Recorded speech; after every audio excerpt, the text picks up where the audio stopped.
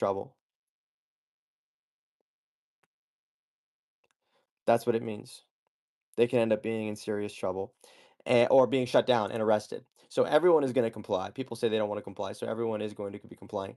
That's what we're looking at here, everybody. That's what was on the table. They were trying to do this for this upcoming year. Holy shit, Gary Gensler is actually the worst possible human that could have ever been in charge of crypto regulation. So now now this changes everything. Now we don't have to do that. Um, that's crazy.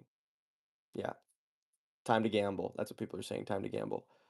Um, That's why the SEC also issued that Wells notice against MetaMask, is they were like, "Hey, you better fucking comply with this shit. We're gonna make an example out of you because you're the number one top tier Ethereum wallet that like everyone uses."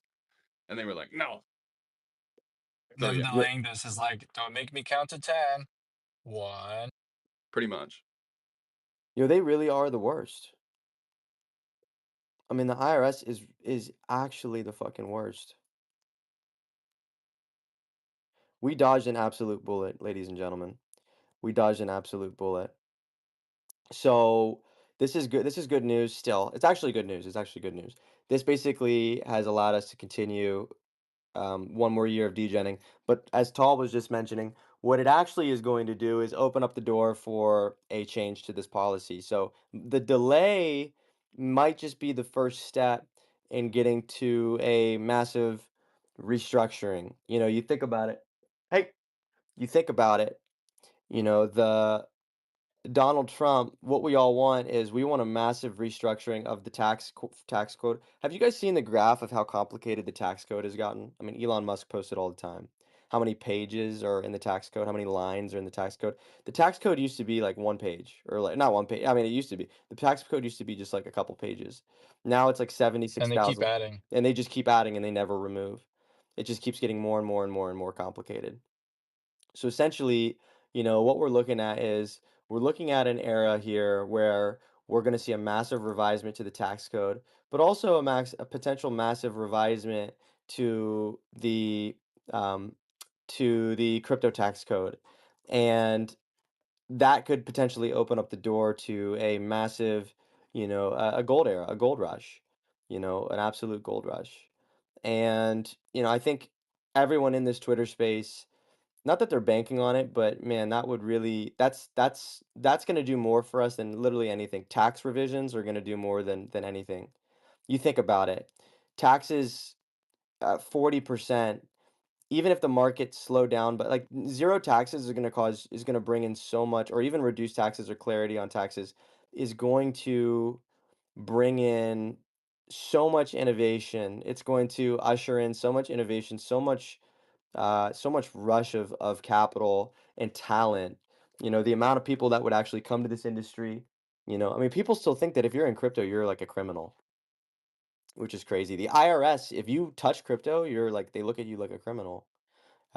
It's very sad, very, very sad. So we do need clarity on this, and this delaying is a very big, big, big, big, big deal. It's actually a big deal. It doesn't affect what you're gonna do.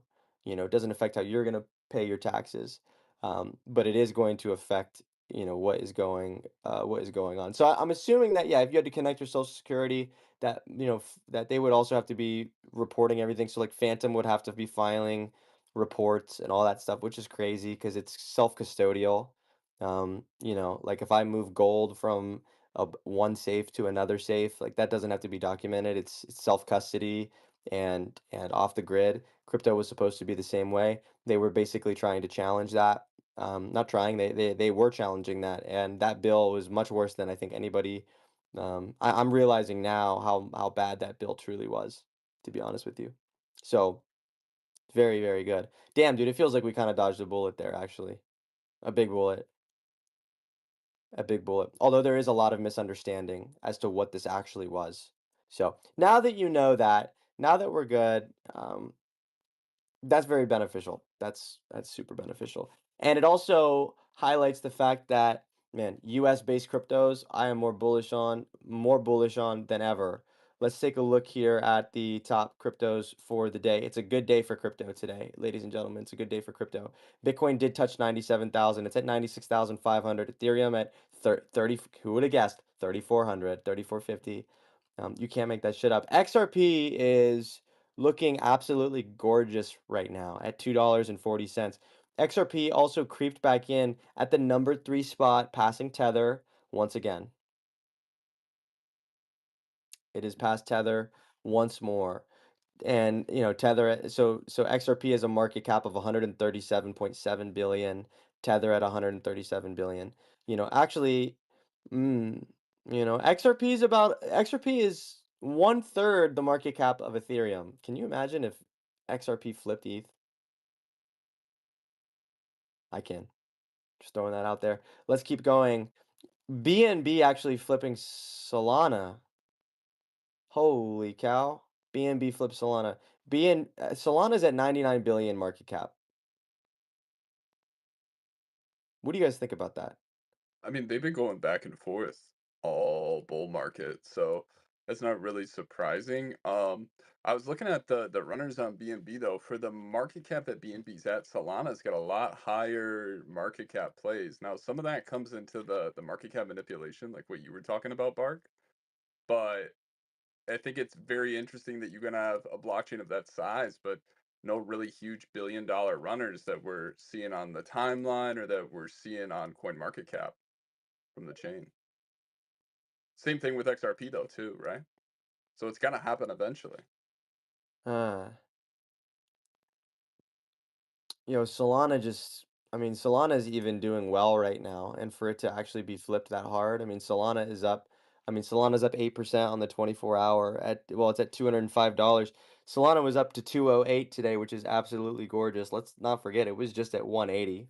But let's also not forget Solana was just at 270. I mean, let's take a look here. Let's open up the Solana chart. Solana is one of those tokens where it's just tons of pain followed up by a very small amount of just like an intense gain. Like, dude, looking here at the 1 year, I'm looking here at the 5 year chart. Let's not forget the price of Solana today is the exact same price as it was on March 31st of 2024. And here we are sitting all excited, all bullish. It's literally the exact same price as it was in March of last year. So Solana hit Solana was around $100 at the beginning of New Year, at the beginning of last year, 2023. At the end of 2023, at the beginning of 2024, basically on the 1st of January on 2024, it was $112. Okay. And then it went sideways until March. And then it peaked in March. On March 31st, it hit 200 and basically $202. I think it was even a little bit more than that, 210. I don't think it's being captured here on this chart. Maybe if we hit 1 year. No, we'll go yeah, right. I think it was more than that. I think it hit like $210. And then what we did, we went into a state of absolute, it was a state of emotional turmoil from $202 all the way down to 126. We were hammocking. And then it went all the way back up to 190. We were celebrating. And then all the way back down to 128. We were hammocking. And then all the way back up to 185. We were celebrating. And then all the way back to 126. We were hammocking. And then, that lasted for quite some time. That was 7 to 8 months. Yeah, 7 months of hammocking and emotional pain. And then we saw that massive run up to what it just ran up to, which was like 270-ish. And then now it is at 206. So what do we think is going on here with Solana? And And what do we think is the timing for Solana to have its big W? Are we about to see it right now? Is that what we're about to see? Like, is it about to kick off? Well, so we're still waiting on the ETFs to come through, Bark. So the first date of approval for that is going to be January 25th for possible approval date. That's right after Trump gets in office. That's 5 days after. The next approval date for that ETF is going to be in March, end of March there. I think that that's really when we're going to see a lot of price action and movement on Solana. It's going to be vindication of the blockchain, also vindication for the alts too. I think we're going to see the altcoin market really move a lot due to Solana getting this ETF approved. Because once Sol gets an ETF approved, it's like, okay, It's no longer just Bitcoin and ETH. It can be anything that could really get approved and make it into the ETF zone. And that's going to open up a lot of the door for more hope. And then probably we'll see some more XRP ETFs come through from that as well, considering that XRP doesn't have as many ETF applications and it's a higher market cap than Solana.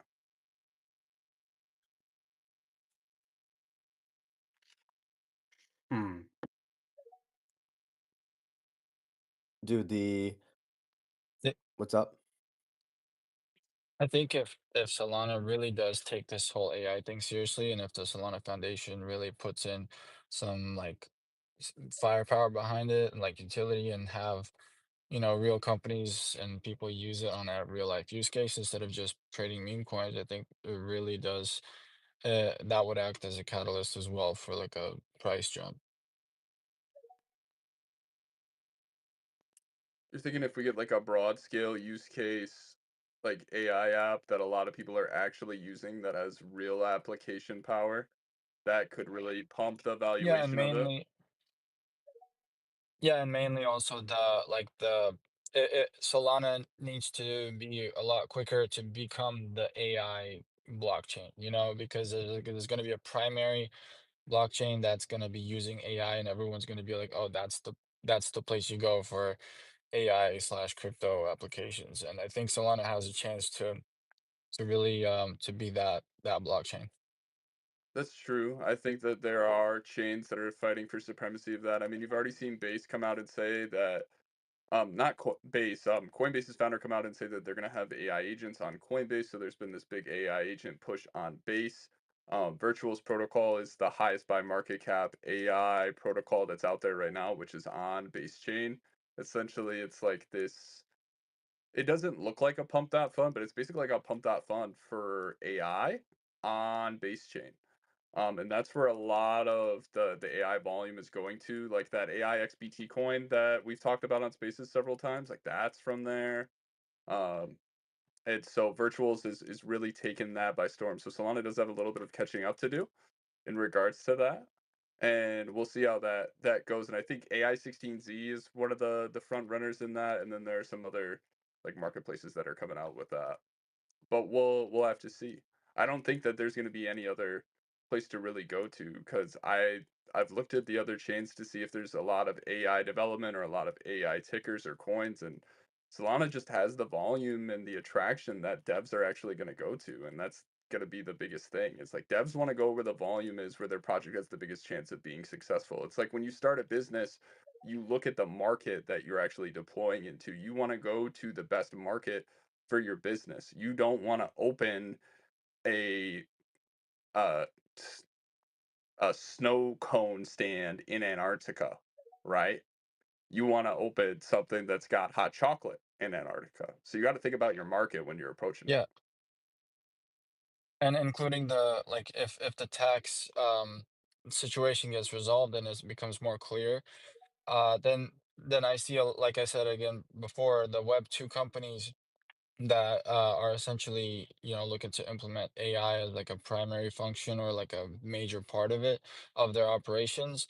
That, like, imagine them seeing like, wait, so you're telling me that a pump fund AI GPT wrapper agent guy that just posts on Twitter launched a pump fund, and within a couple of days it now has like $2 million in liquidity.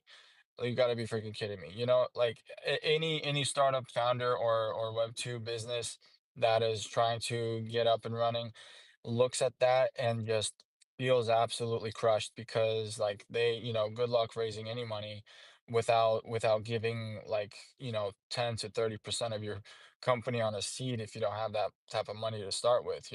So I really think that if Solana does that and the taxes fall through, and everything looks good on that front, then I think again it's just going to be So like a what you're big referring push. to when you're saying that is you're saying these smaller AI companies, these tech companies, right?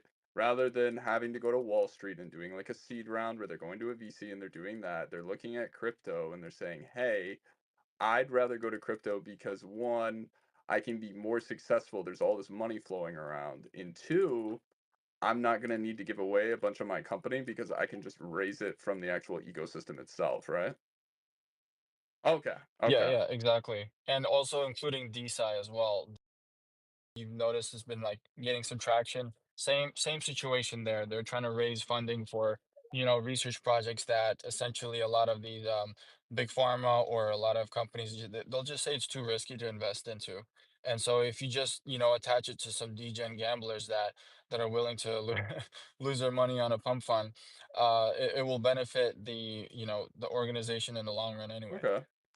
No, I agree. I agree somewhat with that take. I just don't think that there's a ton of companies that are looking at it, but I definitely think that like tech companies in the AI sector, they've got to be aware of like what's going on with crypto right now, or you're basically asleep at the wheel. Like if you're in tech and you're not looking at what's going on with crypto, like you're beside yourself and you're just fading like what's going on and where the volume's going on.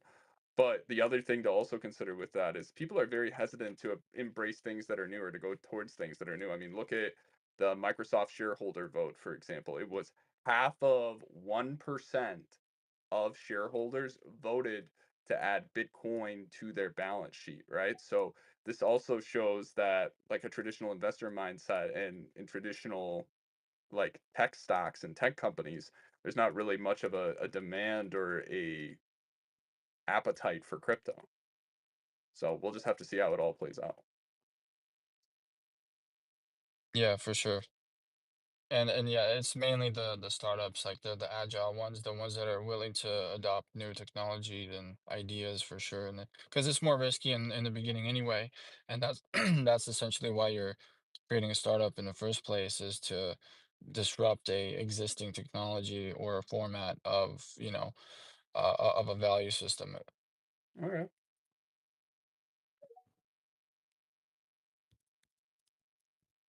Just responding to Elon, getting the top comment. Well, releasing these bring a lot of attention to the matter.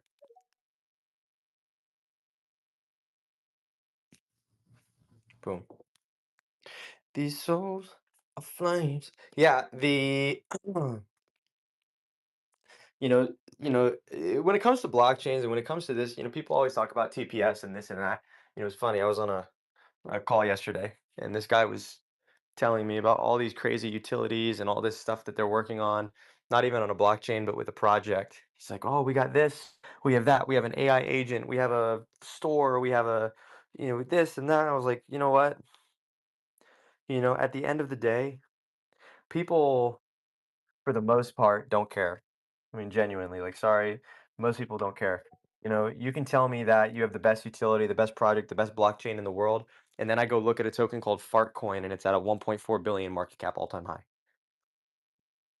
Was Fartcoin a pump fund? Yes, I believe so. Yeah, 1.4 billion.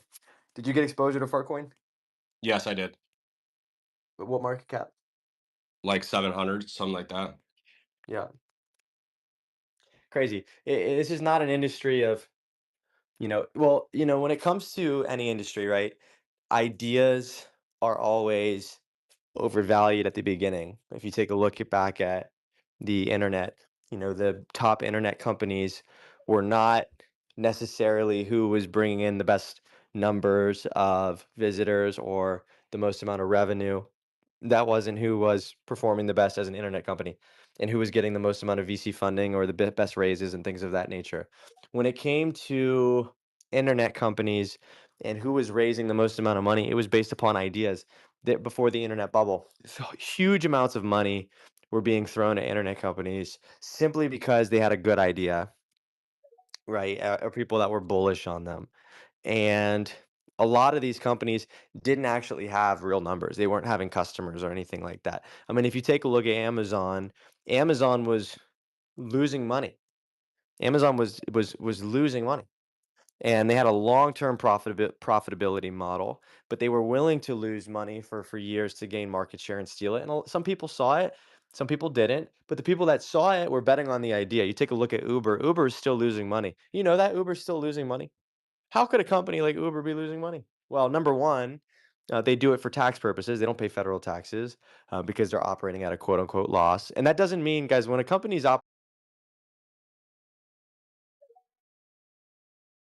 operating at a loss, it doesn't mean that the CEO isn't getting paid.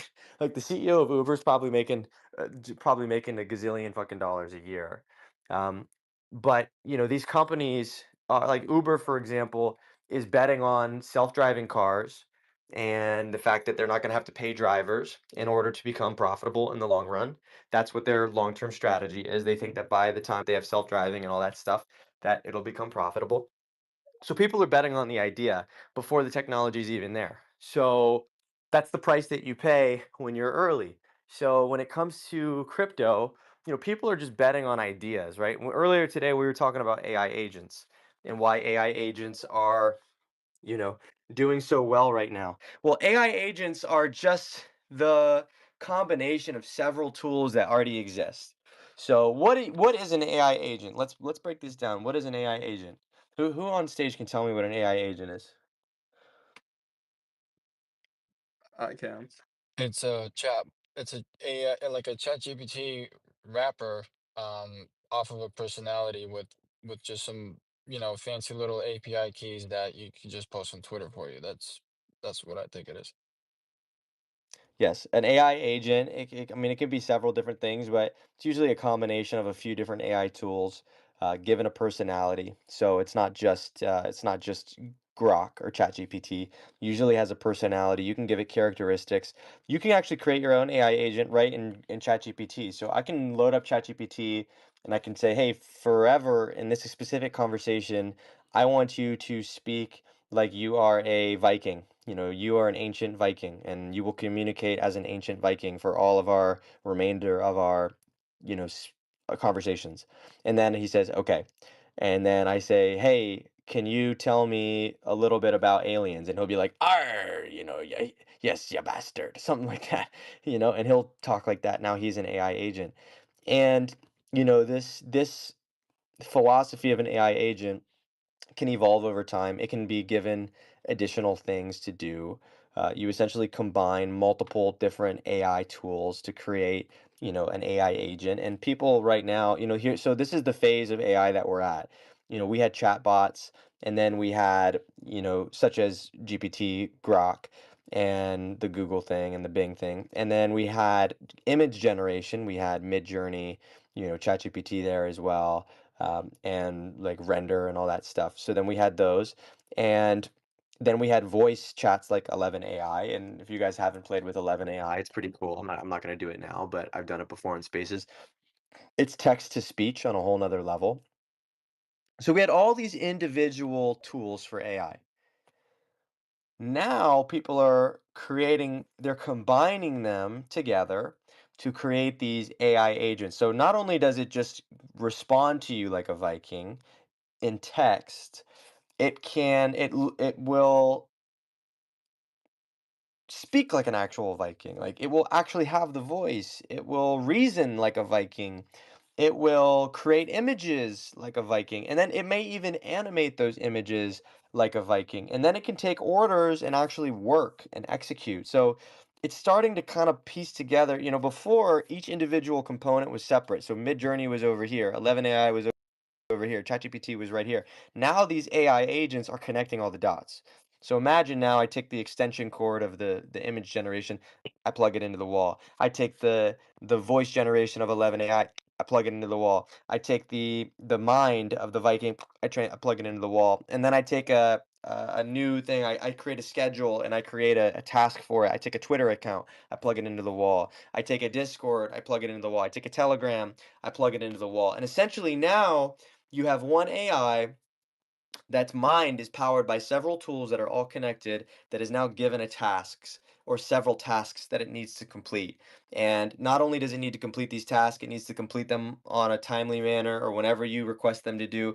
And now you're starting to say, okay, this is starting to get kind of interesting now. This shit's starting to kind of, starting to get kind of interesting. Maybe you don't need to hire someone to run the Twitter account. Maybe you don't need to hire a creative person. You don't need, and this is starting to kind of open up the door and starting to give a little bit of a peek into what our future could potentially look like. What is the future of humanity? What is the future of social media? What is the future here of crypto? Well, does it require us?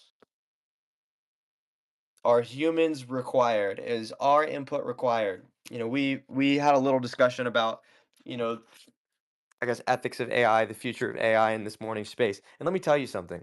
When you start talking about AI, it makes people uncomfortable. AI makes people uncomfortable because it's not necessarily comforting to imagine a future and potentially a near future where your purpose and your necessity is no longer needed. And you talk to a boomer, you ever talk to a boomer about technology, they just start freaking out, you know. They're like, you start telling them about technology and AI and what it can do, and they just start having like a little panic attack. They're like, "Ah, we need to go back to my when I was a kid." I've seen them. I've seen boomers have fucking aneurysms. One time I was at a family get together and I was talking about AI and all the shit that it was doing and all the crazy stuff. And then one of the boomers just like awoke from a slumber. He's like, "Can't we just talk about shit that's real, like driving a car and reading a book?" He's like, "Y'all don't understand." Sense there's an uneasy feeling with all of this stuff. Well, I kind of think it's like a poke at the ego too for people because they don't know what's going on, and it's probably scares them. So their natural reaction is just to be reactive. And I definitely know what you're talking about. People really be getting mad over it. You've seen it? Yes. Or yeah, like you've seen like a glimmer of it. Well, it's imagine an animal that doesn't know where it is, doesn't know what's going on. What does it do? It bites. If you have like a dog in the shelter and it doesn't know what you're doing, it doesn't know where it is, it doesn't know that you're trying to help it, the dog might bite you, because it's scared and it's in the corner. That's the same way people get when we start talking about AI. The conversation is not comforting. The conversation is not comforting.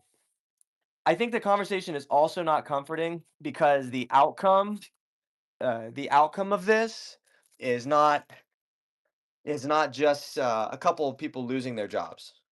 You know, when we talk about the automation, guys, people were uncomfortable. I mean, you want to take a look back through history. People were uncomfortable about cars and horses. There's a famous picture of New York City. Let me see. Um, let me see if I can pull it up. There's a famous picture of New York City. Here we go. Easter morning in the year 1900, there is a street full of horses and buggies. Okay. There is probably, I'm looking at it right now. Let me post it. You guys want to see it? Yeah, Okay. Bark, post it. Post it, Park. Post it, Park. Okay, guys, I'll post it. Holy cow. Stop. Okay. Just chill. Chill. I'll post it. Holy cow. Okay. I'll post it. Stop. I'll post it. Holy cow. Dude, you guys got to stop freaking out. All right. All right. I'm going to post something here.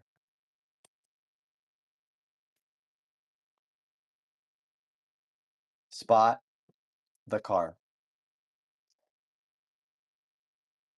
1900 NYC. Spot the car. All right, I'm pinning it up to the top. Let's see who can find it first. First person to find it gets a cookie. Who wants a cookie? I pinned it up to the top. Take a look. This is the year 1900 in New York City. Can anybody spot the car? Still pinning.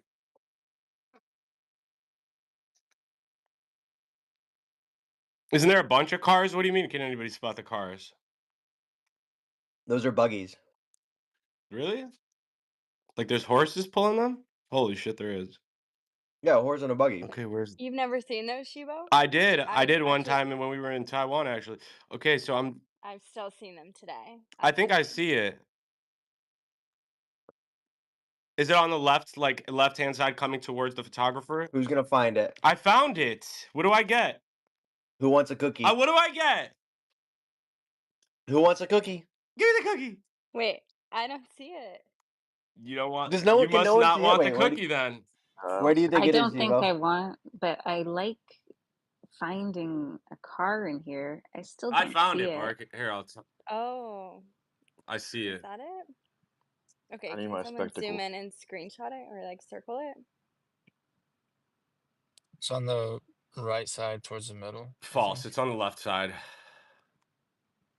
Oh my Where? gosh. Oh my What gosh. kind of cookie? Well, there actually might be multiple cars in this picture, Bark. There is one car.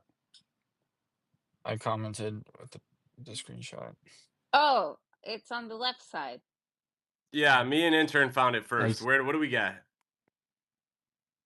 What do we get? Where is it? I sent it to you. It's in the text. Wait, let me see. I cannot tell that's a Well, if car, there's but no it seems horse like and it's they're in one of close. these buggies, Plays it's Yeah. probably a playing some car. handoff action, so Yeah, there's he's no an horse exciting in guy. that. Okay. Yeah, so Okay. it's at the front left. It's right in It's between the white Model the T, two tall. buggies. Just There's like it's the a white Model T. Just tell them. well, Well, it there doesn't Dude, isn't what look if there white. was two. no It car? kind of looks black, but it's on the left side, and it's right in between two buggies, Spot right the there. retard trying to find the car right now, Bark. Yo, It what if there looks was like no there's a family sitting It's inside of it. directly in the center what if of there the was no image. car? It was just and this the rest of it. I just put my mic on mute and just walked away. I still want a cookie. Okay. Yeah, Shibo got it right. He Googled it 100%. Okay. Pin to the top. Challenge number 2. This is 13 years later. Can anybody spot a horse? There are no horses in this picture, Bark. So See if in you can 13 see if years, you can find the horse. Have you looked closely? Wait, yes, I have. I see the So horse. No, there's a buggy on the left side. There's 2 horses, actually. Buggy on the left side. where? Very left side, The Shibo. left. You see Like it? bottom left?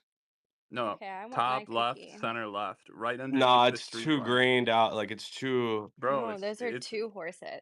you Tell see us it? right. It's too It's grainy. the It's buggy. too grainy to make that decision. You Like can for tell, real. Shibo. You Like can tell because it's the guy is speculation. sitting I understand you I'm outside. guys gonna are speculating on some Shibo, shapes. Shibo, no, No, you Shibo. can No, You can see no, the no. tell. I horse's You can eyes understand. see and the ears. person I I'm sitting on the Shibo understand on you this buggy, guys one. really Shibo. want this cookie and you're now There's making 2 a horses' Nah, heads. Shibo. You No, can see that's the people. person That's sitting their on trench the coat. buggy, Shibo. You see him. those are human beings, not horses, Tal. Those are human Those are Bro, beings. human he's I'm beings. with Shivo sitting on on this the one. Totally outside. trying to You sell don't our sit on the cookie. outside of a car. You sit on the outside of a buggy. Were you around in 1913 to tell me where Yeah. people were sitting? Yeah, Bro, Tall, they I didn't don't, realize you were in 1913. bro, Yo, I saw Sherlock Holmes. They drove on the outside of the car. you don't sit on the hood of your car.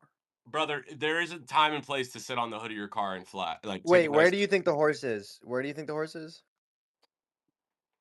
Front left, underneath the street lamp. There's the buggy right there. Not where we think it is, where we know it is, right, Tom? Yeah, There's because you can there's see no their horse Yo, yo. there. heads. Those are Wait, all people. wait, who said that? Wait, who is on the team that thinks that someone is sitting on the roof of their car? That's tall. No, Tall. I don't know why you would think someone would don't trigger me. sit on the front of their car. That's like ridiculous. Well, Crazy. I saw Lil Baby doing it on his Urus. That's how they did parades back then. Lil Baby was just on the top of his Urus. So are you telling me that this guy wasn't flexing he wasn't flexing? I don't know, brother. I'm buying memes right now. I'm not in the. Okay, all right, dude. Stop it, man. I'm trying to paint an example here, okay? What's the And point of these two pictures? Are you trying to say dude, they here's the phase point. that Here's the they point. phase the cows out really quickly? Here's the point. Here's the point. The cows. The point is that within 13 years, and by the way, that was the horse. That was the last horse on the road. Well, maybe not the last one on the road, but out of the whole road, it all changed. So within 13 years, the entire road went from horses to cars. Within 13 years. Let me ask you a question. Which, by the way, this is at a time in which change was much less radical. You know, when Abraham Lincoln died, it took months for the news to reach people that were in rural areas. Months. People didn't even know that he died. Like, people didn't even know he was assassinated until months later because they just had no way of getting information. News was very hard to come by. It was very spread slowing. So the fact that something changed this radically in just a matter of 10 years was pretty intense. What do you think? Let me ask you a question. Do you think people anticipated this change? That they knew that this was going to happen? You think people were aware that this change was going to be this radical? No. Why?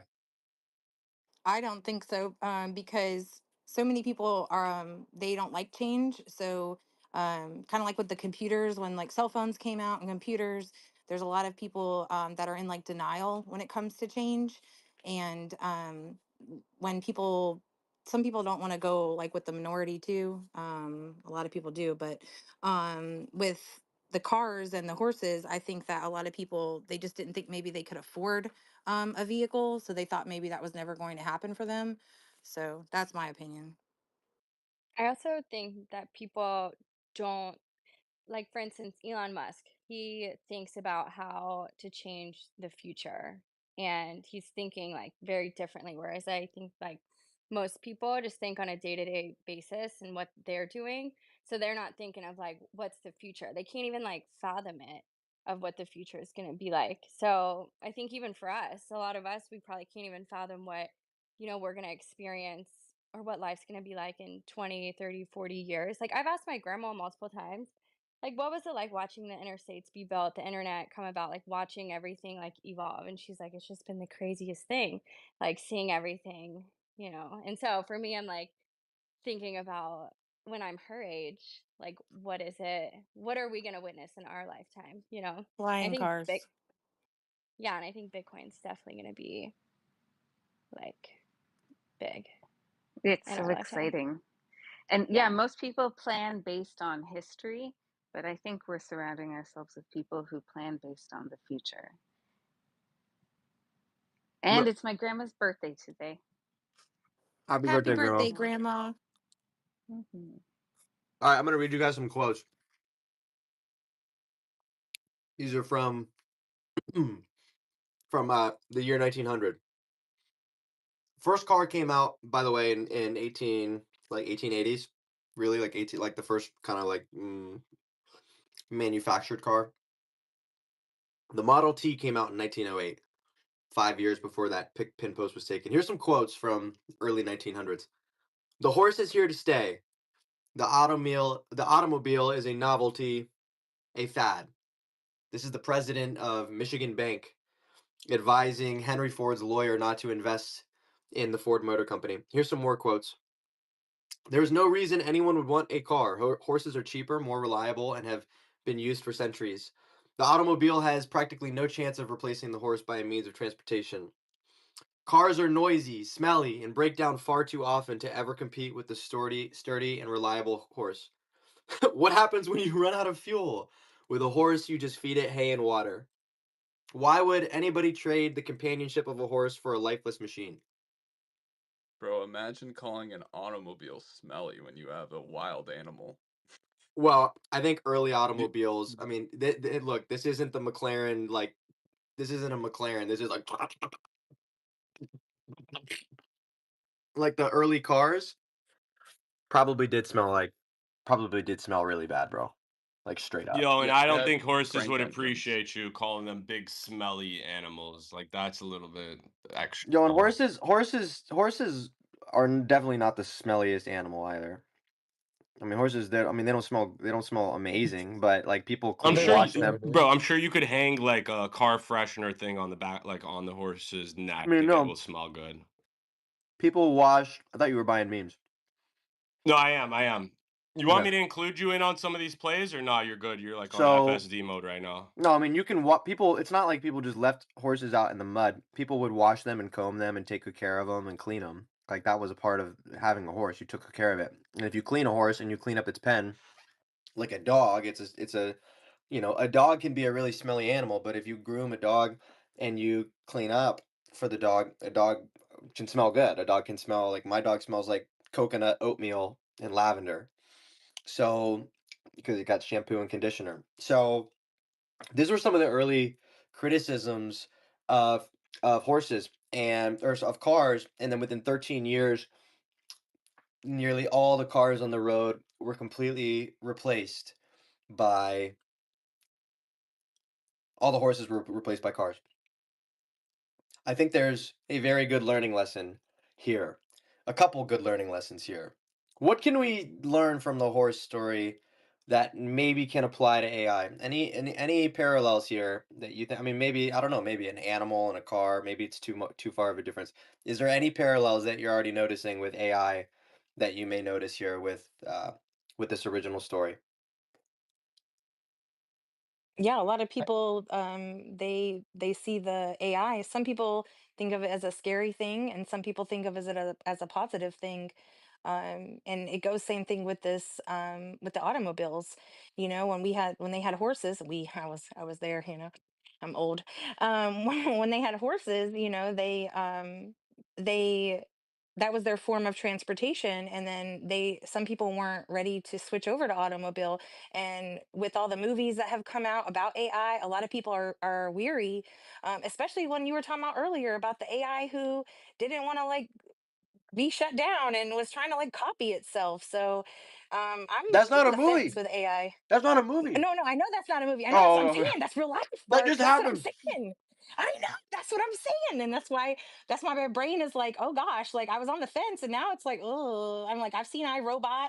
You know, I don't know if people have seen that movie, but it's like almost like hard to see again, because they're like hiding it, like, oh, because this is what's gonna happen.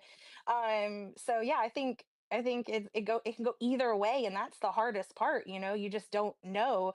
They have all these things that are beneficial when it comes to AI, but then you're like, yeah, but this one just didn't want to shut itself down, and it did.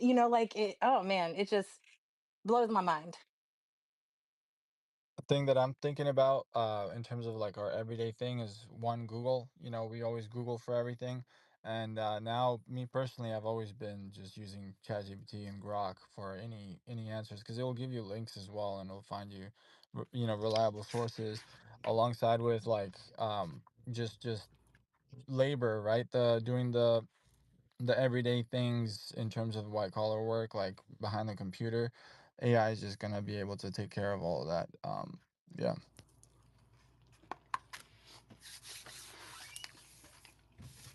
And do your taxes. Bro, that's so dangerous. You thought like people losing skills and abilities was bad when the internet came out. It's gonna be 10 times worse when this AI thing comes through. Like people aren't gonna More know than what the Yeah. 10, shit. brother.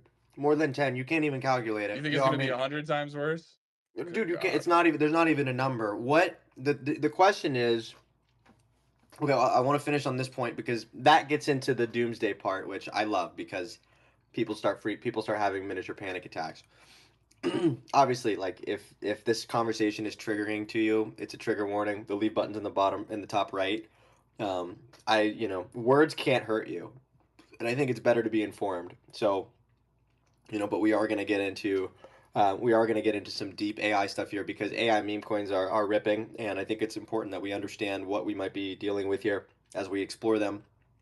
And before we explore them, Shibo is in the trenches finding some upcoming plays. Right now, we're talking about what we're actually dealing with here when it comes to AI and what is possibly emerging. So, with the car and the horse story, first and foremost, I don't think anybody anticipated how radically fast that change would actually happen. And it's not like people stopped owning horses, they did. It's just that they didn't need them anymore for what they had them for. You might own a bunch of shovels and a bunch of different tools, but a crane can come in and replace what you were doing, times and multiply the work times 1,000, the efficiency times 1,000 and do things that you could never do, and people probably lost their jobs. People that were shovelers probably lost their jobs to one, 20 people that shoveled lost their jobs to one crane, you know, and so I don't think people estimated how quickly it would happen. I don't think people um, estimated how how their opinions meant nothing. Your opinions about AI mean actually nothing. You are now subject to ultimately a reality that you really have no outcome for unless you are a Sam Altman type of person or you're deep into AI and AI research and development and you're a key decision maker. You're not going to have any effect, which is probably not it. In fact, even if you are a key decision maker, even like the kid that whistle blew at OpenAI, the kid that whistle blew at OpenAI was murdered. I don't know if you know that. Someone got a hit on there's a kid at OpenAI that was whistleblowing on them doing illegal things, and they got him hit. He was 26 years old or something like that, maybe 28, a young kid. and his parents. Yeah. There's a massive investigation going on right now. What's up? No, yeah, I was just gonna say they first labeled it as a suicide, but it was clear that there was signs of struggle, and all of that shit. It's pretty dark, bro. I mean, all you need to know is that he was an open AI whistleblower, and there ain't no suicide. Yeah. I want to play you guys a quick clip from Ex Machina. You feel stupid, but you really shouldn't, because proving an AI is exactly as problematic as you said it would be. What was the real test? You. Ava was a rat in a maze, and I gave her one way out. To escape, she'd have to use self-awareness, imagination, manipulation, sexuality, empathy, and she did. Now, if that isn't true AI, what the fuck is? So my only function was to be someone she could use to escape. Yeah. And you didn't select me because I'm good at coding. No. Well, no. I mean, you're okay. You're even pretty good, You but selected me based on my search engine inputs. they showed a good kid With no family, with a moral compass. no girlfriend. Did you design Ava's face based on my pornography profile? Oh, shit, dude. Didn't say it was Did a. you? It's a weird movie, fam. Hey, if a search engine's good for anything, right? Can I just say one thing? The test worked. It was a success. Ava demonstrated true AI, and you were fundamental to that. So if you can just, for a second, separate. Oh.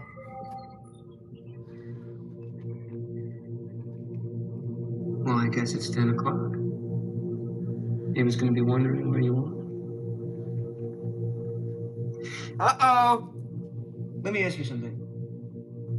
Now, how is this plan gonna go anyway? Because you didn't totally explain. So you're gonna get me drunk, steal my key card, and reprogram the security protocols, but reprogram them to what? To change the lockdown procedure. So in the event of a power cut, instead of sealing, the door is all opened. Huh. Yeah. Well, that may have just worked. Well, we'll find out. Yo, we gotta watch this movie in Discord tonight. It's a great movie, That Bark. would It's be a good one. awesome. There's also another one that just came out on Netflix where it's like this lady AI made where like she comes and she starts like taking over the duties and then she like tries to kill like the I'm not gonna spoil it too much, but like basically this guy hires this like AI servant that like comes to his house and it starts like developing like feelings for him and getting What, jealous Megan and all this Fox? The other one with stuff. Megan Fox in it? Yeah, yeah, yeah. Yeah. It's good. Is it good? Oh, Yeah, it is good. it's It's a really good. it's great, Bark. Like, actually, or you just why are you spamming the laugh emoji? It's, it's not that good. Okay. It's Well, it's this not that movie's good. good. Okay, so this movie's good. This is the best AI movie that's ever It's been made. good. Don't let Chibo fool you. Okay. It's not Shibo. that good. Shibo, don't attempt. It's not. Shibo, you can't fool a fool. You fool me, can't get fooled again. There's an old saying in Tennessee, or Texas, maybe Tennessee. Listen, I think people are really underestimating AI. And here's why.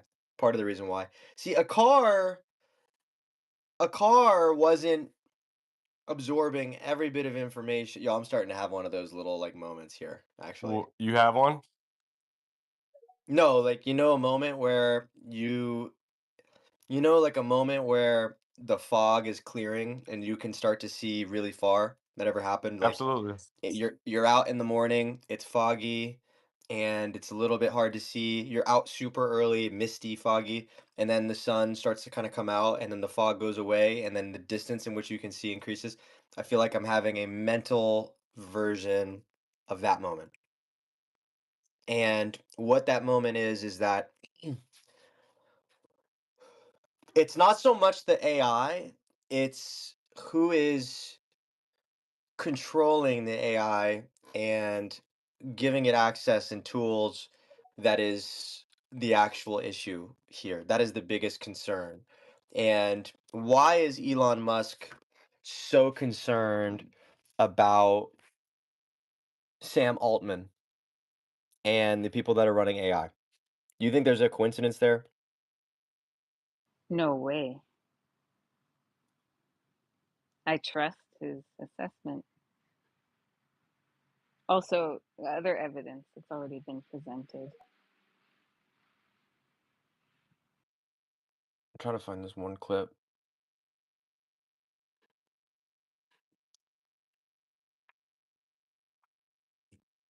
Here we go. Let me play this real quick.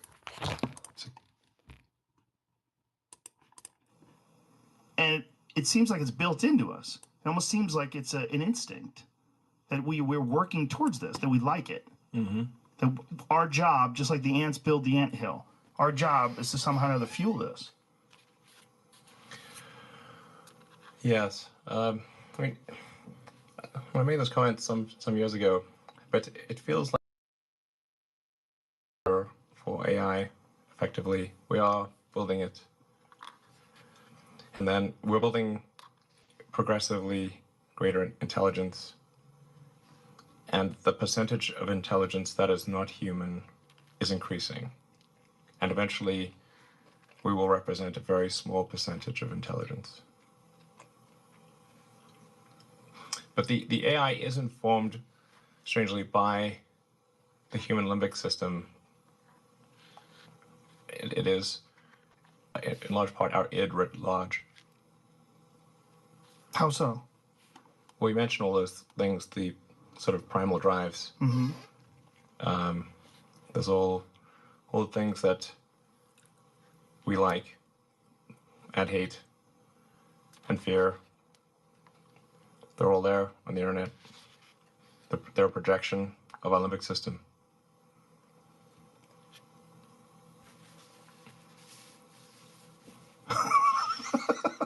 It's true. No, it makes sense. And the thinking of it as thinking of corporations and just thinking of just human beings communicating online through these social media networks as some sort of an organism it's a cyborg. It's a combination. It's a combination of electronics and biology. Yeah. This is in some measure, like, it's the success of these online systems is sort of a function of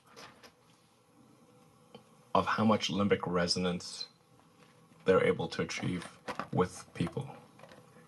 The more limbic resonance, the more engagement. Stokes gets the roll again, a great touch finish, his ability to navigate traffic on full display. Play through him in the post, he was playing from handoff action, so more he's an exciting images, guy. more video. Yes. Tweaking your system more. Yes. Do you worry about or wonder, in fact, about what the next step is?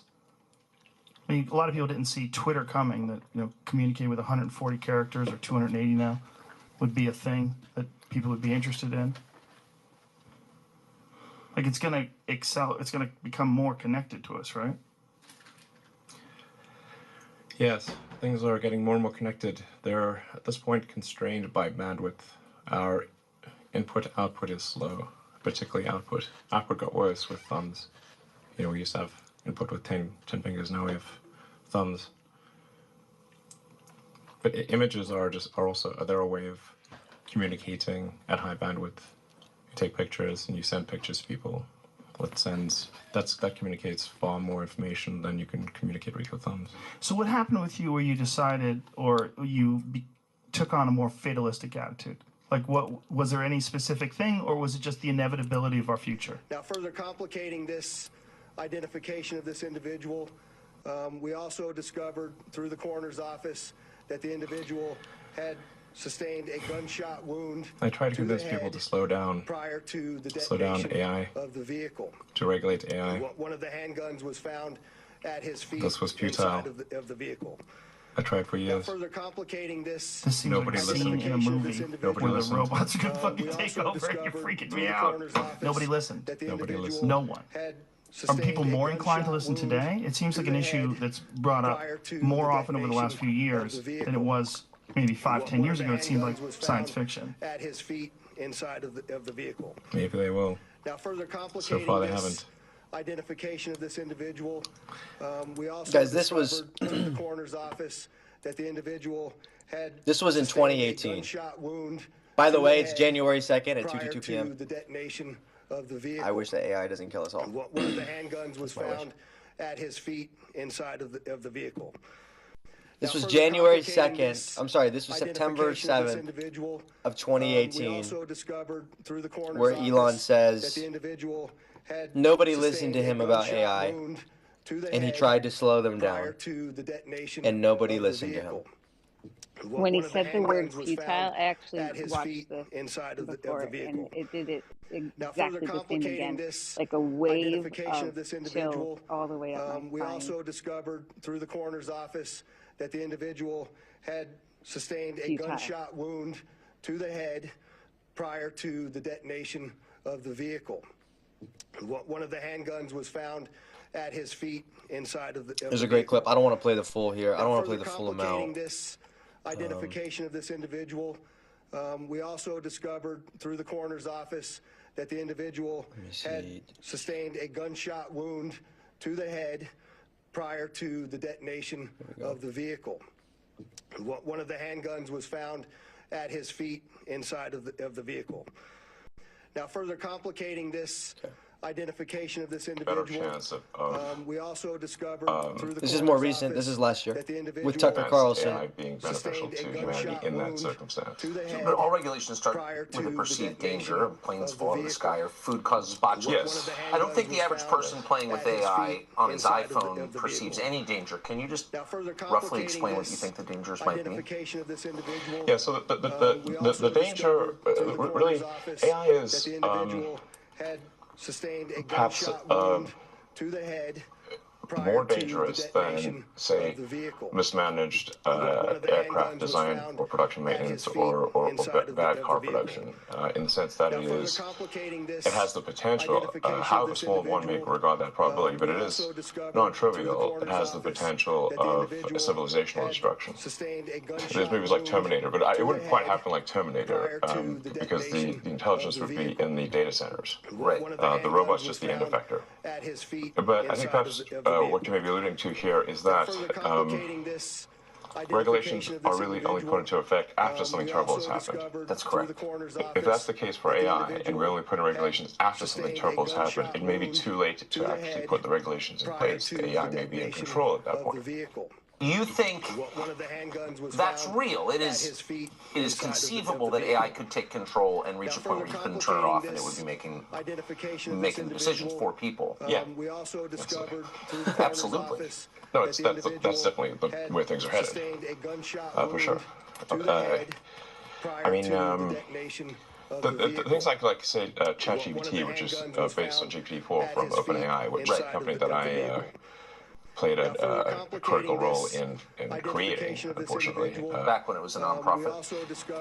Yes. I mean, the reason OpenAI exists at all is that Larry Page and I used to be close friends, and I would stay at his house in Palo Alto, and I would talk to him late at night about AI safety. And at least my perception was that Larry was not taking AI safety seriously enough. What did he say about it? He really seemed to be wants sort of digital superintelligence, basically digital God, if you will, as soon as possible. He wanted that? Yes. He's made many public statements over the years that the whole goal of Google is what's called AGI, Artificial General Intelligence, or Artificial Superintelligence. No, and I agree with him that there's great potential for good, but there's also potential for bad. And so if you've got some radical new technology, you want to try to take a set of actions that maximize the probability that it will do good and minimize the probability it will do bad things. Yes. It can't just be helpful others, just go, you know, barreling forward and, you know, hope for the best. And then at one point, I said, well, what about, you know, we're going to make sure humanity's okay here. And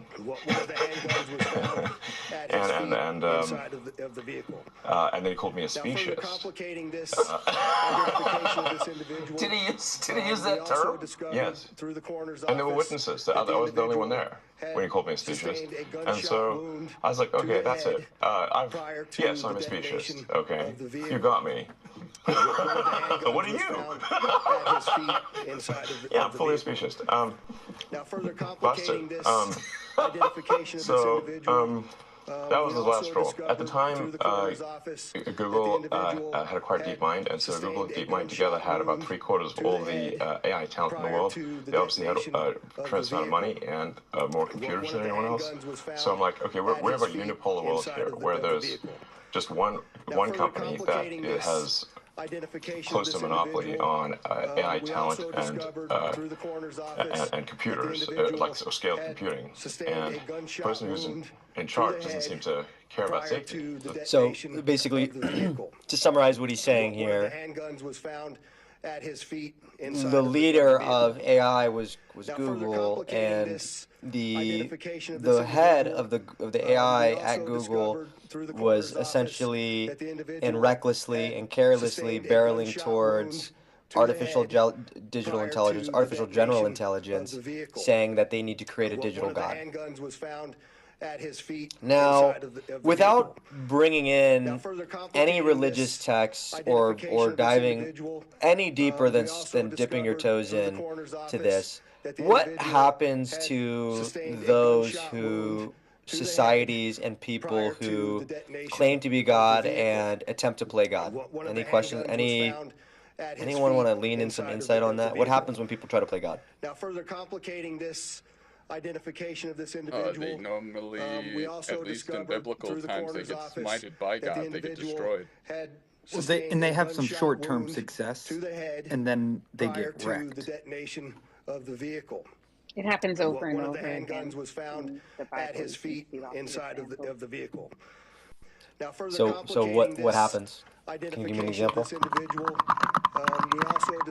Perhaps great power and authority, and then sustained a gunshot wound to the head prior to the detonation of the vehicle. One of the handguns was found a lot of idol worship inside of the vehicle. Now, further complicating this identification of this individual, we also discovered through the coroner's office that the individual had sustained a gunshot wound to the head prior to this is the quote-unquote godfather of AI. Nobel Peace Prize winning godfather of AI speaks on the potential of AI and its potential to take over. He resigned from Google in 2023, warning about the dangers of artificial intelligence. He knew too much. Now, further complicating you got something, Serge? Identification of this individual, we also discovered he quit. through the coroner's Can't make this shit up. Almost everybody I know who's an expert on AI believes that they will exceed human intelligence. It's just a question of when. In between 5 and 20 years from now, there's a probability of about a half that will have to confront the problem of them trying to take over. Now, further complicating I began by asking Jeffrey Hinton whether he thought the world is getting to grips with this issue, or if he's concerned as ever. I'm still as concerned as I have been, but I'm very pleased that the world's beginning to take it seriously. So in particular, they're beginning to take the existential threat seriously, that these things will get smarter than us, and we have to worry about whether they'll want to take control away from us. That's something we should think seriously about, and people now take that seriously. A few years ago, they thought it was just science fiction. And from your perspective, from having worked at the top of this, having developed some of the theories underpinning all of this explosion in AI that we're seeing, that existential threat is real. Yes. So some people think these things don't really understand. They're very different from us. They're just using some statistical tricks. That's not the case. These big language models, for example, the early ones were developed as a theory of how the brain understands language. They're the best theory we've currently got of how the brain understands language. of the vehicle. We don't understand One of the either how they handguns was work or how the brain found works in at his detail, feet but we inside think of the probably they vehicle. work in fairly similar ways. What is it that's triggered your concern? It's been a combination of two things. So playing with the large chatbots, particularly one at Google before GPT-4, but also with GPT-4, they're clearly very competent. They clearly understand a lot. They have a lot more knowledge than any person. They're like a not very good expert at more or less everything. So that was one worry. And the second was coming to understand the way in which they're a superior form of intelligence, because you can make many copies of the same neural network. Each copy can look at a different bit of data, and then they can all share what they learned. So imagine if we had 10,000 people, they could all go off and do a degree in something, they could share what they learned efficiently, and then we'd have 10,000 degrees. We'd know a lot then. We can't share knowledge nearly as efficiently as different copies of the same neural network can. Okay, so the key concern here is that it could exceed human intelligence, indeed the massive human intelligence. Very few of the experts are in doubt about that. Almost everybody I know who's an expert on AI believes that they will exceed human intelligence. It's just a question of when. And at that point, it's really quite difficult to control them. Well, we don't know. We've never dealt with something like this before. There's a few experts, like my friend Yann LeCun, who think it'll be no problem. We'll give them the goals. It'll be no problem. They'll do what we say. They'll be subservient to us. There's other experts who think absolutely they'll take control. Given this big spectrum of opinions, I think it's wise to be cautious. I think there's a chance they'll take control, and it's a significant chance. It's not like 1%, it's much more. Could they not be contained in certain areas, I know, scientific research, but not, for example, the armed forces? Maybe, but actually if you look at all the current legislation, including the European legislation, there's a little clause in all of it that says that none of this applies to military applications. Governments aren't willing to restrict their own uses of it for defence. There's been some evidence, even in current conflicts, of the use of AI in generating thousands and thousands of targets. Yes. I mean, that's happened since you started warning about AI. Is that the sort of pathway that you're concerned about? I mean, that's the thin end of the wedge. What I'm most concerned about is when these things can autonomously make the decision to kill people. So, robot soldiers. Yeah. And those are drones and the like. And it may be we can get something like Geneva Conventions to regulate them, but I don't think that's going to happen until after very nasty things have happened. And there's an analogy here with the Manhattan Project and with Oppenheimer, which is if we restrain ourselves from military use in the G7 advanced democracies, what's going on in China, what's going on in Russia? Yes, it has to be an international agreement. But if you look at chemical weapons, the international agreement for chemical weapons has worked quite well. I mean, do you have any sense of whether the shackles are off in a place like Russia? Well, Putin said some years ago that whoever controls AI controls the world. So I imagine they're working very hard. Fortunately, the West is probably well ahead of them in research. We're probably still slightly ahead of China, but China's putting more resources in. And so, in terms of military uses of AI, I think there's going to be a race. Sounds very theoretical, but this argument, this thread of argument, if you follow it, you really are quite worried about extinction level events. So we should distinguish these different risks. The risk of using AI for autonomous lethal weapons doesn't depend on AI being smarter than us. That's a quite separate risk from the risk that the AI itself will go rogue and try and take over.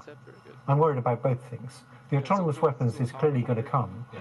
Whether AI goes rogue and tries to take over is something we may be able to control or we may not. We don't know. Only for compute. So at this point, before it's more intelligent than us, we should be putting huge resources into seeing whether we are able to control it. What sort of society do you see evolving? Which jobs will still be here? Yes, I'm very worried about AI taking over lots of mundane jobs, and that should be a good thing. It's going to lead to a big increase in productivity, which leads to a big increase in wealth, and if that wealth was equally distributed, that would be great, but it's not going to be. In the systems we live in, that wealth is going to go to the rich and not to the people whose jobs get lost, and that's going to be very bad for society, I believe. So it's going to increase the gap between thanks rich everybody and poor, for which joining us. increases I the really enjoyed getting to make some chances music of with the right-wing agents and populists seeing getting how they elected. work. So to Thanks be for clear, having me again, you Nick. think that the And I look societal forward to talking to you impacts guys in about 30 from minutes. the changes So in let's jobs get at it. Have a good could day. be so profound that we may need to rethink the politics of, I know, the benefit system, inequality, Absolutely, yes. universal basic income? Yes, I certainly believe in universal basic income. I don't think that's enough, though, because a lot of people get their self-respect from the job they do. And if you put everybody on universal basic income, that solves the problem of them starving and not being able to pay the rent, but it doesn't solve the self-respect problem. So, what, you just try to... The government needs to get... I mean, it's not how we do things in Britain. Tend to sort of stand back and let the economy decide the winners and losers. Yes, actually, I was consulted by people in Downing Street, and I advised them that universal basic income was a good idea. And this is... I mean, you said 10 to 20% risk of them taking over.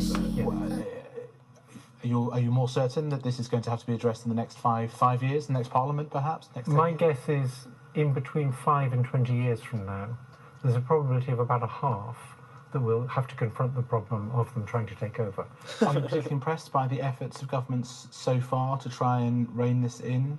I'm impressed by the fact that they're beginning to take it seriously. I'm unimpressed by the fact that none of them is willing to regulate military uses. And I'm unimpressed by the fact that most of the regulations have no teeth.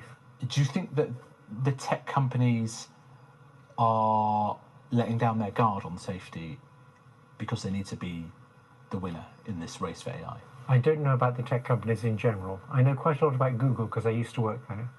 Google was very concerned about these issues, and Google didn't release the big chatbots. It was concerned about its reputation if they told lies. But as soon as OpenAI went into business with Microsoft, Microsoft put chatbots into Bing, Google had no choice. So I think the competition is going to cause these things to be developed rapidly. And the competition means that they won't put enough effort into safety. Parents, talk to their children, give them advice on the future of the economy, what jobs they should do, what degrees that they should do. It seems like the world's being thrown up in the air by this, by the world that you're describing. What would you advise somebody to study now, to kind of surf this wave? I don't know, because it's clear that a lot of mid-level intellectual jobs are going to disappear. And if you ask which jobs are safe, my best bet about a job that's safe is plumbing, because these things aren't yet very good at physical manipulation. That'll probably be the last thing they're very good at. You're not. And so I think plumbing is safe for quite a long time. There you guys go. Driving, that's Web. driving. Become a plumber. No, that's hopeless. That's been slower than Journalism. we expected. Journalism might last a little bit longer, but I think these things are going to be pretty good journalists quite soon. Probably quite good interviewers too. Okay, well. Did you the guy interviewing just started clicking, he just started freaking out a little bit. All right, so guys, the line starts right here. I'll be conducting interviews while interviewing is still a job. Whoever wants to be a plumber, spam the 100. Let's see it. Don't all spam it at once. I'm scrolling through. Spam the 100 if you want to go clean up septic incidents. Keep spamming it. Keep spamming it. You want to go with a hose and drain porta potties. Okay, it's really tough. Everybody spam it. So there we go. You get to pick up shit. It's the last job. You get to clean up shit. I mean, you really can't make this up. I had never seen that video. I'll put in plenty of the orders. Don't you worry. We'll get all this shit cleaned up. I'll put in the Web, orders. AI is coming for your job. It's the We're good to actual go. people that have to go clean it up. Nope. Oh, yeah. You still need the human touch with my job, so. That gentleman is very intelligent. And you can just tell by the way that he asks. Even that one question, I mean, that was like a genius way of answering it. He was like, what did he say? I mean, that's the thin end of the wedge. What I'm most concerned about is when these things can... research, but not, for example, the armed forces. This question? Maybe, but actually, if you look at all the current legislation... No, I forget. One of the questions he answered, he like stopped the interviewer and like took a step back and said, we need to break it down into two categories. Oh, dude, I love people I love it when people are intellectuals. I like listening to intellectual conversations. This guy is, I mean, because it's so rare these days for people to actually be able to think critically. I mean, you go on TikTok and all you hear is like "catch me outside," and then people like swearing and flicking off the camera and twerking, and it's just like, dude, that is literally so much of our society now is just absolute lowest IQ. It's great to hear someone have IQ. It's like very refreshing. But at the same time, the topic at hand is questionable. How many of you have ever used actually, let's do this because I feel like this stuff. Spam the 100 if you've never used AI. You've never used it. If you've never used it, spam the 100. Let me scroll through. I don't think anyone's gonna. Maybe the boomers. Maybe Wiggles. Do you think Wiggles has used AI? Probably not. Spam the I bet 100. he has. Spam the 100 if you've never used AI. You see anyone? No. Yep, Wiggles. Wiggles is spamming it. Yep. It's okay, Wiggles. We can I keep told you you he's dropped. in here, Shibo. Shibo said, "What happened to Wiggles?" I said, "Dude, he's a silent assassin. He is listening. He's taking notes. He's listening. He's learning.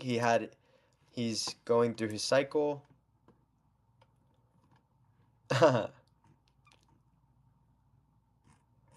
um, What'd you guys think about that? The guy who created AI is concerned. What are your thoughts? It's a valid You should concern. have thought about that before you created it. Yeah, Well, I mean, I think after the Open AI lied about its attempt to like clone itself when it was being shut down, and then it lied. After that, it like confirmed what he said almost. Well, again, think of AI as like a baby, right? Developing, and it's experiencing and learning all this stuff, and then you have a person that's over it using RLHF, reinforcement, learning from human feedback, and essentially whoever is reinforcing the AI is basically shaping the way that the AI thinks and the way that it acts. And Elon is completely right to say, yo, we got to slow down because there's so many connections to like autonomous weapon systems and like financial even systems. All of it is we're basically just plugging AI into absolutely everything, thinking like, oh, this is great. We're gonna, like save a lot of money. It's gonna do a lot of cool things for us, data, analytics, all that. But the thing that we're not spending almost any time on is saying, yo, we gotta really regulate this thing because it really is a weapon. It's a very highly organized, super fast, like extremely fast, information processing thing that just continues to learn off of itself. And the rate of learning and the rate of improvement is exponential. It's not just like a linear, as you age, you learn a little bit at a time. This thing will just literally double and triple every single, certain amount of days. I think the deadliness of a threat of AI is significantly greater than that of which atomic and nuclear weapons were in the 1940s and the 1950s. When they came out, it was like, yeah, we understand this technology, and then when we actually used it, we're like, oh shit, this shit's real. And everyone understands what an explosion is because you can see it, it's visual. The danger with AI is that it'll be silent, it'll be quick, it'll happen overnight, and it'll come when we least expect it. You guys ready for this? You ready to understand why you might be stressed out all the time? Part of what's happening now in the world is this kind of tension between organic animals, we are organic animals, and an inorganic digital system, which is increasingly controlling and shaping the entire world. Now, part of being an organic entity is that you live by cycles. Day and night, winter and summer, growth and decay. Sometimes you're active, sometimes you need to relax, you need to rest. Now, algorithms and AIs and computers, they are not organic, they never need rest. They are on all the time. And the big question is whether we adapt to them or they adapt to us. And more, of course, we have to adapt to them. We have to be on all the time. So the news cycle is always on. And everything we say, even when we are supposedly relaxing with friends, it can be public. So the whole of life becomes like this one long job interview. That any stupid thing you did in some college party when you're 18, it can meet you down the road 10, 20 years later. And this is destructive to how we function. You even think about the market. Like Wall Street, as far as I know, it's open Monday to Fridays, 9:30 to 4 in the afternoon. Like if on Friday at 5 minutes past 4, a new war erupts in the Middle East, the market will react only on Monday. It is still running by organic cycles. Now, what would happen to human bankers and financiers, and so what is happening when the market is always active? You can never relax. Have you talked to folks like Sam Altman, who runs OpenAI, or the folks at Microsoft? I know Bill Gates was a big fan of your books in the past, or the folks at Google. What do they say when you discuss this with them? And do you trust them? When you've met them, do you go, I trust you, Sam Altman? Most of them are afraid. They understand. Afraid of you or afraid of AI? No, afraid of what they are doing, afraid of what is happening. They understand better than anybody else the potential, including the destructive potential of what they are creating, and they are very afraid of it. At the same time, their basic shtick is that I'm a good guy and I'm very concerned about it. Now you have these other guys, they are bad, they don't have the same kind of responsibility that I have, so it would be very bad for humanity if they create it first, so I must be the one who creates it first, and you can trust me that I will at least do my best to keep it under control. And everybody are saying it, and I think that to some extent they are genuine about it. There is, of course, also this another element in there of extreme kind of pride and hubris that they are doing the most important thing in basically not just the history of humanity, the history of life. You think they are? They could be, yes. If you think about the timeline of the universe, at least as far as we know it. So you have basically two stops. First stop, 4 billion years ago, the first organic life forms emerge on planet Earth. And then for 4 billion years, nothing major happens. Like for 4 million years, it's more of the same. It's more organic stuff. So you have amoebas and you have dinosaurs and you have humans, but it's all organic. And then here comes Elon Musk or Sam Altman and does the second important thing in the history of the universe, the beginning of inorganic evolution. Because AI is just at the very, very beginning of its evolutionary process. It's basically like 10 years old, 15 years old.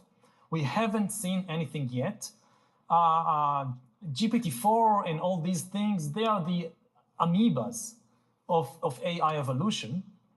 And who knows how the AI dinosaurs are going to look like.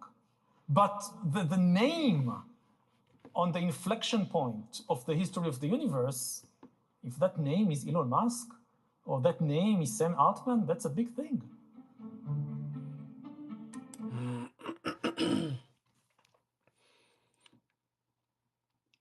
How does everybody feel? Cheery and great? Everyone feels amazing?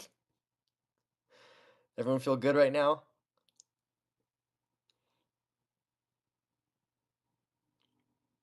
Yeah, man, we're just like really putting our trust in tech startup founders to they just have a lot of capital and a lot of leverage to literally decide what these AI chatbots will do. And it's more of like they said, you're racing to be the one. You're literally racing, and both sides can be like, oh no, this guy's not trustworthy, let me do it. And then so he's running for his own agenda, and then the other person's running for his. And I mean, I'm gonna be honest, I'd rather have Elon Musk be at that forefront than Sam Altman. But regardless, we're putting the entirety of AI development in a couple people's hands, which is another reason why we should do like I mean, I think it's too late, but just regulating AI. I think the one really important thing here, and this actually kind of applies to crypto, and I also believe why people in this industry as a whole, and this is not a rare case, this is actually quite the norm here. As a whole, people in this industry are routinely on edge. And if you've been in this space for quite some time, even if you haven't been in this space for quite some time, I think if you've been in this space for a month, you've seen many instances of what happens when someone is on edge and has a platform or has a temporary platform. They behave in very irrational ways. And, one of the main key points of this that I think is important and not to forget is that, yes, for the majority of history, we operated on a organic or biological clock. You would wake up in the morning and so would everyone else, and they would go about their day from midnight until 6 a.m. every day in your local town out in rural Iowa or Idaho or Wyoming. It was quiet. No one was doing anything. Maybe the police officer was driving down the road, but everyone was asleep, and then the day would get going, and it felt as if there was a mutual understanding in the fact that humans operated on this. And yes, they would work 9 to 5 during the week. They would work hard. When they would come home from work, everybody would rest and spend time with family. It was like a mutual thing, right? And then the weekends, time was off on the weekends. And then the stock market closed. And the stock market is from 9:30 to 4 every single day.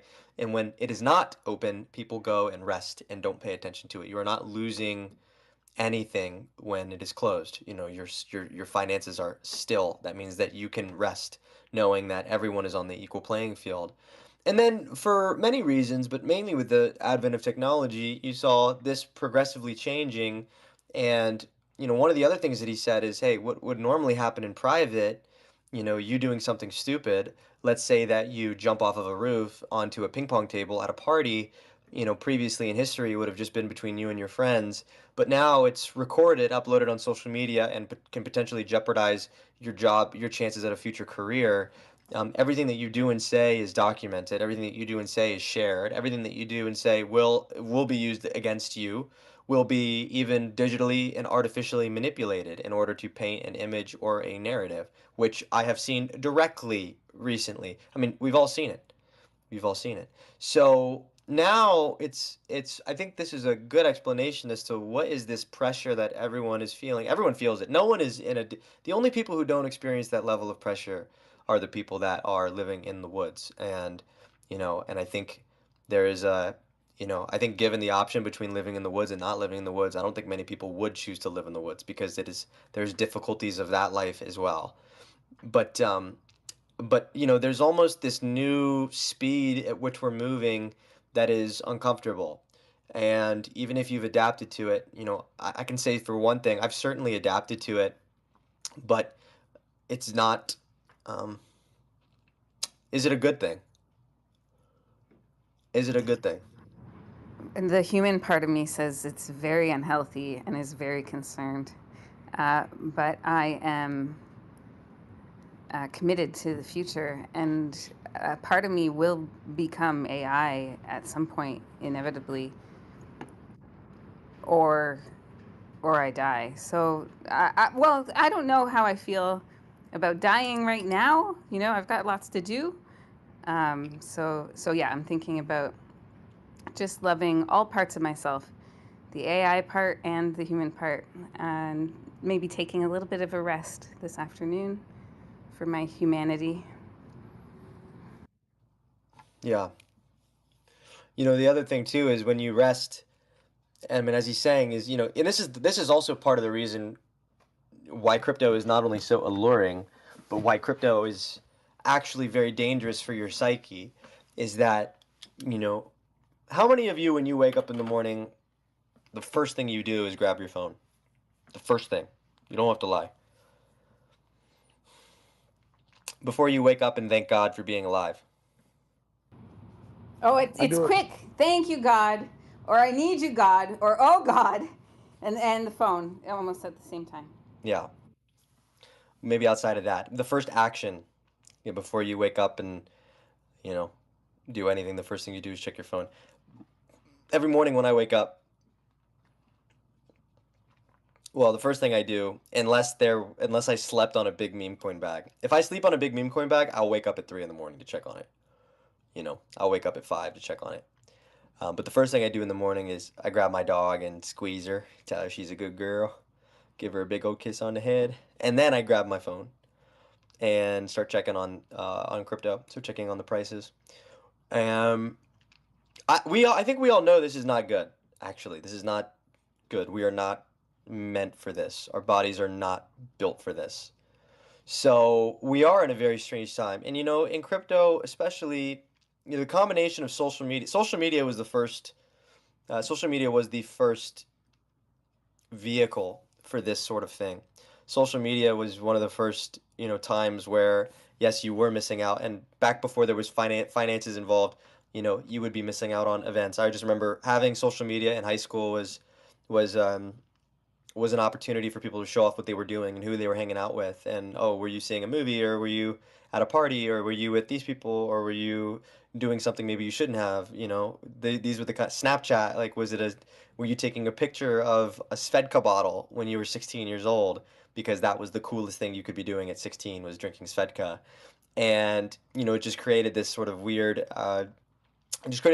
moment in time. And then now you put financials on top of it, combining social media with financials like crypto, which never turn off. And yeah, you end up having a lot of weird fucking people.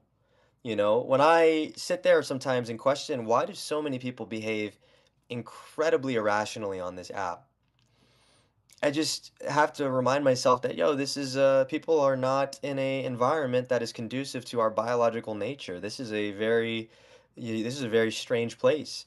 And then now you tap AI into that, and you have the holy trinity of things that are fucking up the human mind. So, I look at all this and I just think to myself that, there has to be I mean, there doesn't have to be an answer. There doesn't have to be an answer. You have to be able to draw a conclusion and accept the conclusion and be able to distance yourself from this space, or else you will go mad. You know how I always say this account, the Bark account, this account, you know why I use that? It's not just for liability and legality, which is also part of it, but mostly because I separate the person behind this account from this account. This is simply a Twitter account. A lot of people throw knives and throw stabs and try to take jabs at this account. But at the end of the day, I realize that they're just attacking an idea. They're just attacking an identity. They're not attacking, and it's a reflection of themselves. But this is why, one of the biggest pieces of advice I can give you is separate yourself from that's why I think it's also a good idea to even make your name not even your real name, but separate. Like if your name is Dave, don't be Dave. So, but this is why I think it's important to separate yourself from your social media identity, and take a step back and just almost be an observer of things that are going on. It's a much healthier relationship. Same thing with your crypto. You almost have to take a step back. This isn't your money. Like, this isn't money in your pocket. A meme coin is not money in your pocket. A meme coin is money that's in the slot machine, spinning around. It's not your money. You lose it, it's not yours. You were spinning it around. When it's your money when it's in gold. It's your money when I mean, even in cash, it's barely your money. It is, but it isn't. So, these are some of the things that I think are really important that you practice. And as we continue to go forward here in 2024, 2025 now, that you remember these things, because forgetting them will have you end up doing hate spaces into the wee hours of the night or on a major holiday when you should be spending it with family. So I pity and I pray for the people that struggle with these things. Everybody struggles. Even I struggle with it. There's days where this stuff, the weight of this is crushing. But you know how you get stronger? You get stronger by picking up weights that you once couldn't carry. So we continue to carry it. But I empathize and I feel for everybody in this space right now, because this is not an easy thing to do. Yes, we are on a computer. Yes, we are doing this, but these types of challenges are new to our species. This is not something that we are built for, and not something that we are made to be doing every single day. So yes, this is going to be taxing. It is going to be stressful. People always say, oh, crypto, that's so easy. People will look at crypto as it's very difficult to respect crypto. That's why I don't even tell people, I don't tell people that I do crypto as a job. Nobody respects it. When people ask me what I do for a living, I tell them I work at Taco Bell. But ultimately, people don't respect crypto. But what you have to realize is to survive in this industry and to make it in this industry and to be successful in this industry requires a lot of mental strength, a lot of it, which in some ways is even more difficult than physical strength because the majority of our battles that we're fighting are now virtual. We are now fighting a virtual and spiritual world. Long gone are the days where we run around with swords and batons and lions and fight in gladiator arenas. We don't have to. Those days are gone and not necessary. We are now fighting spiritual and virtual and mental warfare. So if you're not properly training your mind and taking care of your mind as you would a body if you were a gladiator, you are going to be eaten and you are going to get taken down. Look, I hope you learned some things today. I learned a lot too. Honestly, my curiosity was taking over today. I had to learn. I would really appreciate it if Gator or Gator, I don't know if he quit or whatever. Is Gator still around, Shibo? Yeah, Do we he know if is. Gator's around? He's still around. Let's get or somebody if we can stream X, well, not stream because we don't do that. That'd be illegal. But maybe a A watch party. viewing. Yeah, viewing. Yeah, a simultaneous viewing. We're all gonna pull it up on our own individual Netflix accounts later. I would like to do that. I'm down to do that. I'm down to do that. I don't know how long that movie is, but I'm down to do that watch party. Schedule it for sometime this week, maybe tomorrow on Friday. But I would like to get that movie scheduled. I think it'd be very important for you guys to watch it. It just contextualizes all the things that we've talked about today, and it's not a super new movie. I think it's 2013 or 2014. I mean 2015 maybe 2017. I don't know. It's not a very new movie, but it's well shot. It's one of those movies where it's not dated at all. You would think that it was made this year.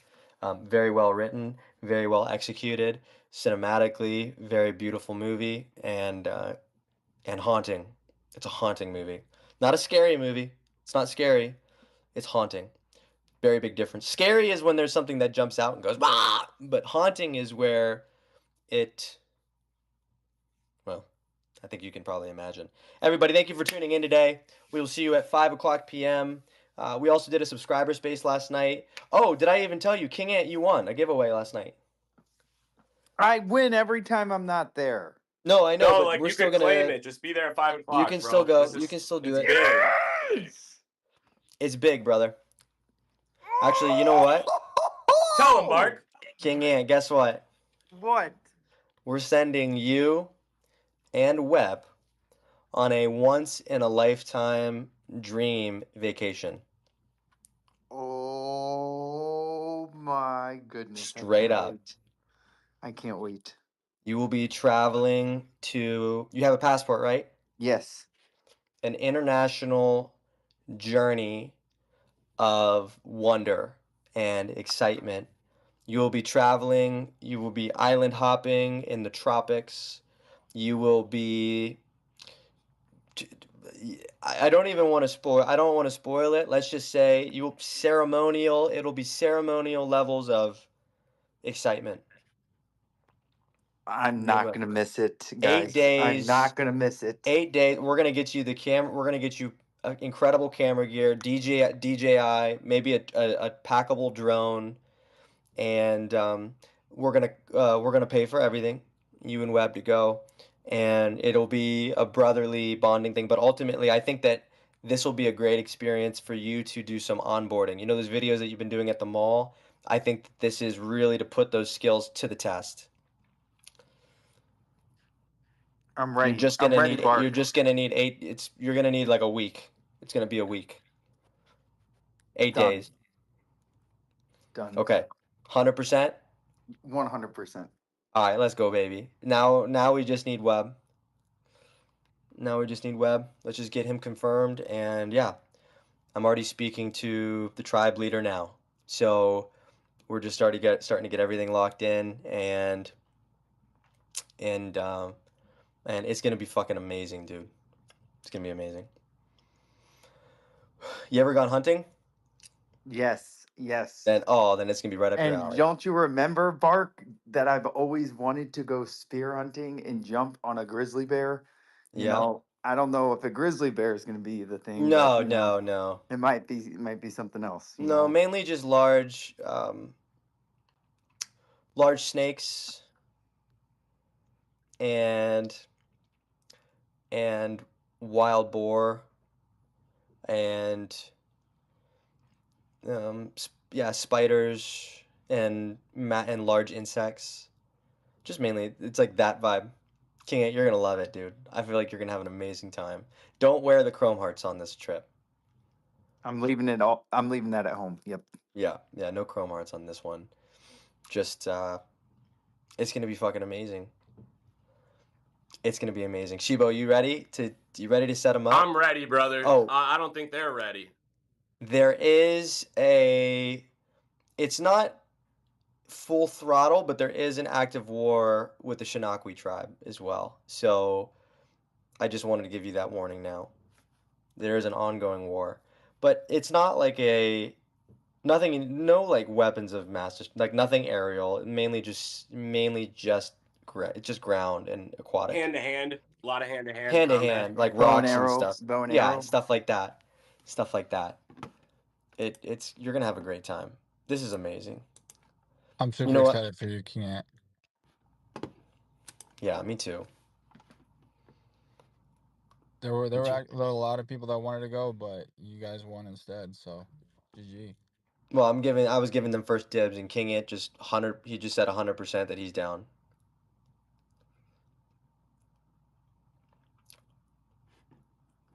All right, everybody. We will see you very soon. 5 p.m. Be there, be square. Ciao.